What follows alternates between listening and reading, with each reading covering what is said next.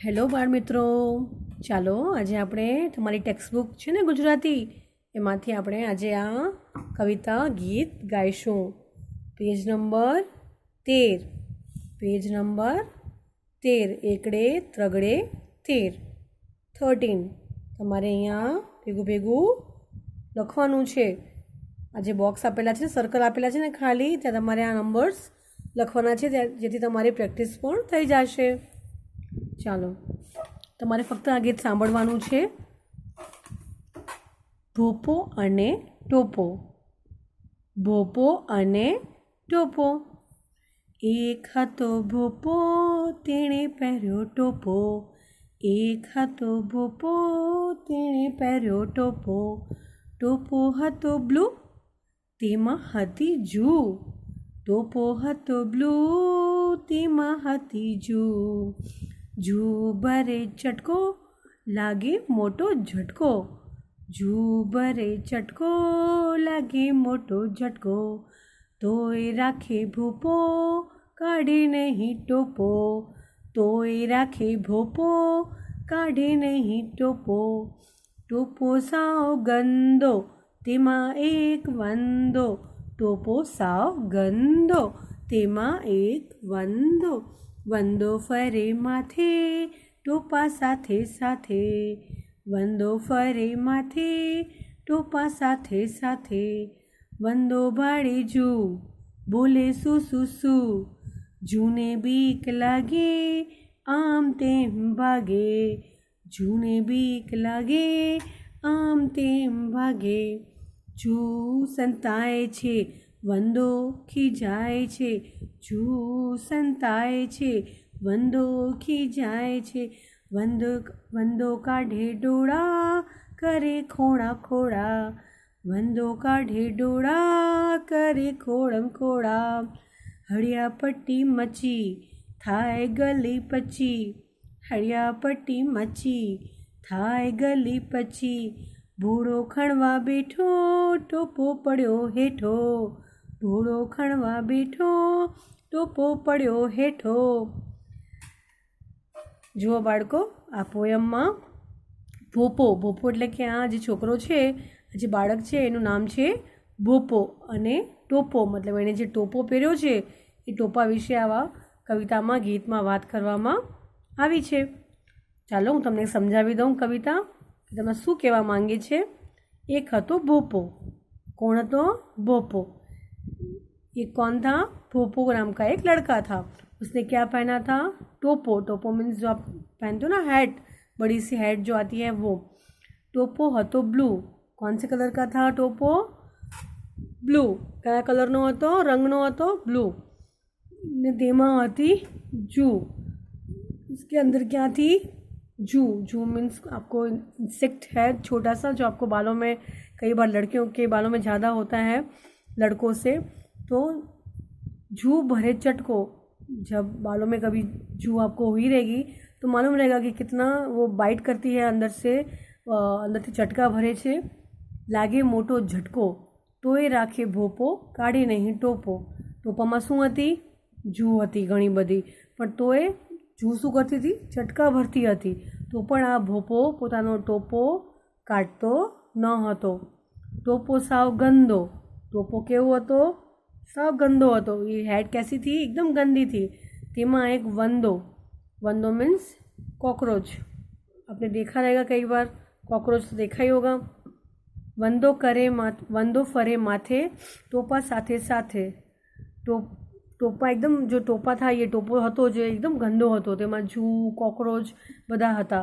ને ભોપો એને ઉતારવા માંગતો ન હતો. टोपो એને પેજ રાખવું હતું भोपाने.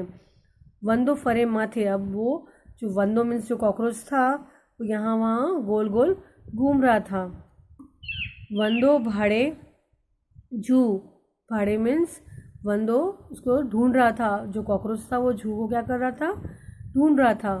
और बोले सू सू सू. जू ने बीक लागे. बीक लागे मीन्स डर लगना. और यहाँ वहाँ वो भाग रही थी. जू को क्या लग रहा था? डर लग रहा था, और वो यहाँ वहाँ भाग रही थी. जू संताए छे, मतलब जू क्या कर रही है? छुप रही है, जो कॉकरोच था उससे छुप रही थी वो। और वंदो खिंचाए छे, तो वो कॉकरोच को गुस्सा आ रहा है। वंदो काढ़े डोळा, डोळा मीन्स कॉकरोच क्या निकाल रहा है, आंखें निकाल रहा है अपनी।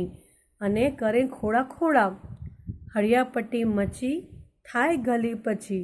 अब यहाँ वहाँ कॉकरोच कभी जब देखते हो कि कभी कोई कीड़ा या कुछ भी हमारे बॉडी पे चढ़ जाता है तो कैसा होता है, तो ये बोल रहा है कि गली पची थती हरियापट्टी मची। घोड़ो खड़वा बैठो, तो उसको तो खुजली आने लगी सिर में, तो वो पूरा सिर खुजाने लगा। और टोपो पड़ो हेठो, और क्या हुआ, टो जो उसका हेड था वो कहाँ गिरा, नीचे। हेठो मीन्स नीचे, नीचे गिरा। तो इस तरह की ये पोएम थी, भोपो અને ટોપો। આ પોએમ આપણે જોઈ। હવે આપણે આ લેસન બી કરી લઈએ આજે। ચકલીની ચાંચમાં ચમચી, ચકલીની ચાંચમાં ચમચી। અરે વાહ, આ તો સોરી, જંગલમાં આગ। વાર્તાનું નામ શું છે, જંગલમાં આગ। અરે વાહ, આ તે કેવું સુંદર ગામ, જંગલ વચ્ચે કેવું સરસ શોભી રહ્યું છે। ગેંડો ગામમાં ફરતો હતો ત્યાં તે અચાનક થંભી ગયો। અરે આ શું, આ તો ઘુવડના ઘરમાં આગ લાગી। ગેંડો તો સીધો જ ગયો ગામના સરપંચ સિંહ પાસે। સિંહે તો તરત જ ગામમાં ફરીને સાથ પાડ્યો, તમારા ઘરમાં જે વાસણ હોય તે લઈને તરત જ તળાવમાંથી પાણી ભરી ઘુવડના ઘર ઉપર પાણી છાંટો। देखो, अरे वाह, आते केवू सुंदर गांव। बोल रहे अरे वाह, कितना सुंदर गांव है, और जंगल वच्चे केवू सरस शोभी रह्યું છે। गांव के बीचों बीच क्या था, जंगल हतो ने એવું શોભી રહ્યું હતું એટલે સુંદર દેખાઈ રહ્યું હતું। गेंडो ગામમાં ફરતો હતો।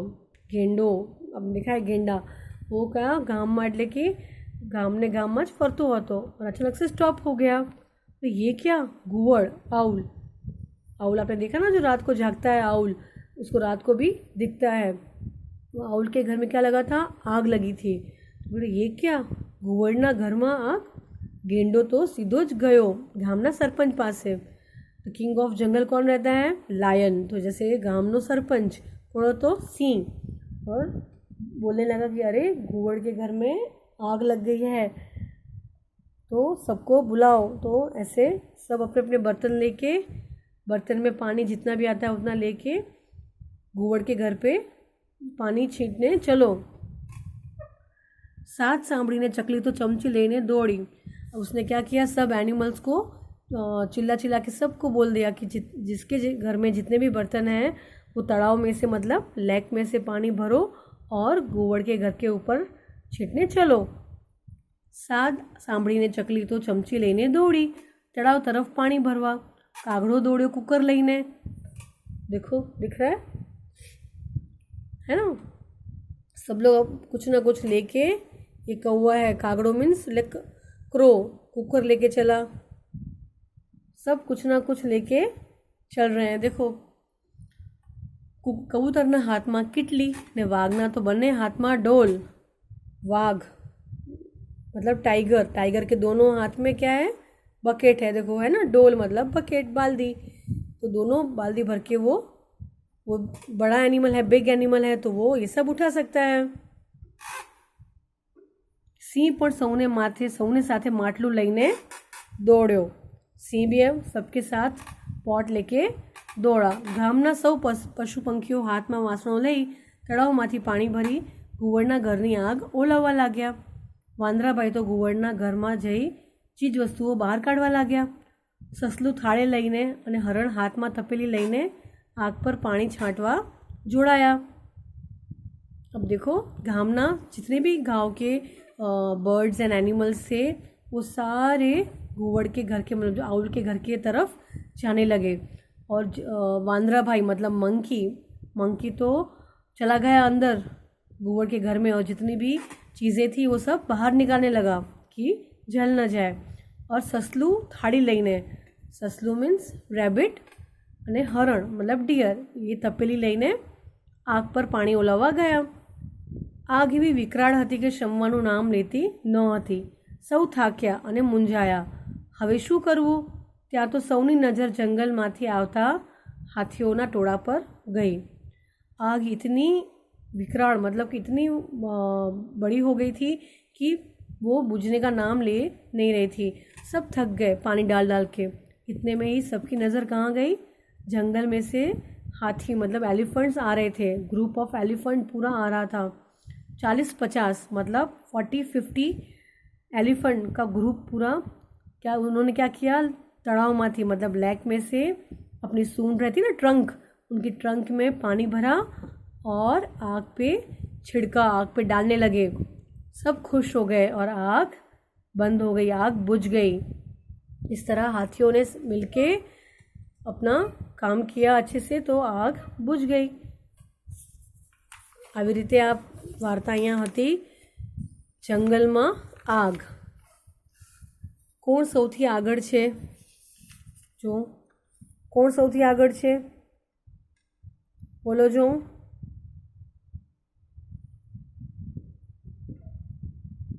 સસલાભાઈ? સસલાભાઈ સૌથી આગળ છે।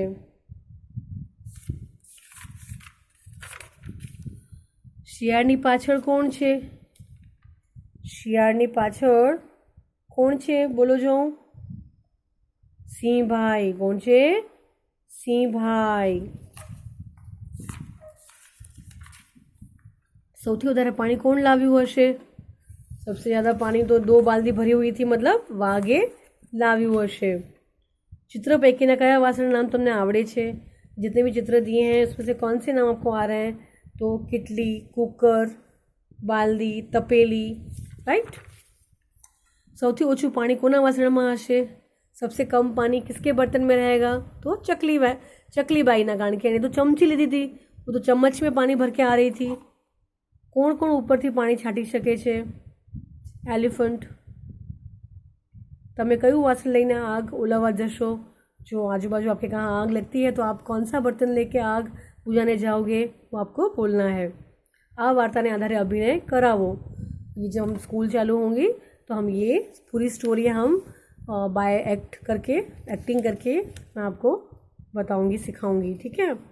आप में से ही, आप स्टूडेंट में से ही एक को रैबिट बनाएंगे, एक को लायन बनाएंगे, जितने भी कैरेक्टर आए ना ये एलिफेंट बनाएंगे। पूरे क्लास में सबको हम पार्टिसिपेट करेंगे और ये स्टोरी हम एक्टिंग करेंगे स्टोरी की, ठीक है। दोहराओ।